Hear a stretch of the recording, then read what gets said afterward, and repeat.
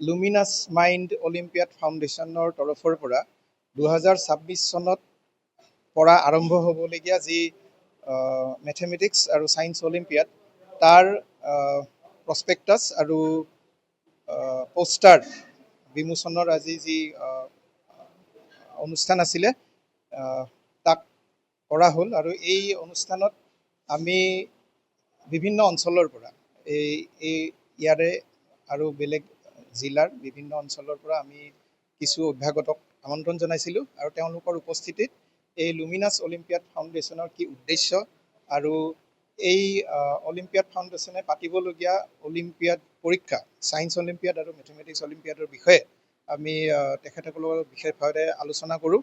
আৰু এই অনুষ্ঠানত এই প্ৰস্পেক্টাছ আৰু পোষ্টাৰ উন্মোচন কৰে কামৰূপ কলেজৰ ইংৰাজী বিভাগৰ প্ৰবক্তা বিশিষ্ট শিক্ষাবিদ ডক্টৰ সঞ্জীৱ গোস্বামী ডাঙৰীয়াই আৰু লগতে আন বহুতো অভ্যাগতে তেওঁলোকৰ বহুমূলীয়া দিহা পৰামৰ্শ আমাক আগবঢ়ায়।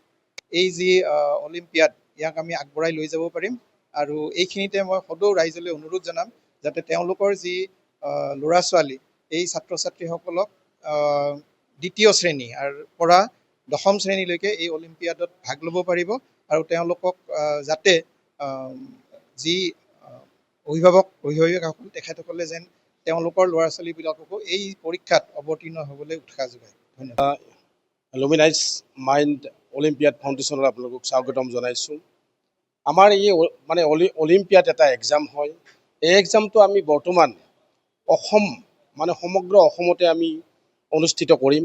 তাৰ পাছত আমাৰ ভৱিষ্যত পৰিকল্পনা হৈছে নৰ্থ ইষ্ট আমি কাভাৰ কৰিম।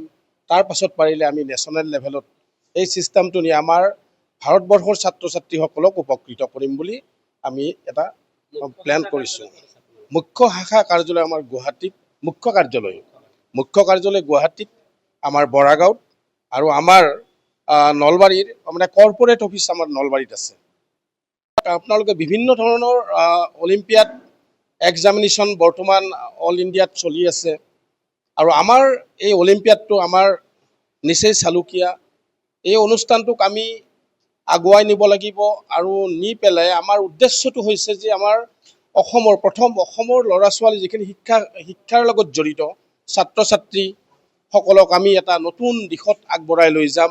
আৰু অলিম্পিয়াড এক্সামিনেশ্যনটো এটা এনেকুৱা বিশ্বজুৰি এটা আলোড়নৰ সৃষ্টি কৰিছে অলিম্পিয়াড এক্সামিনেশ্যনে।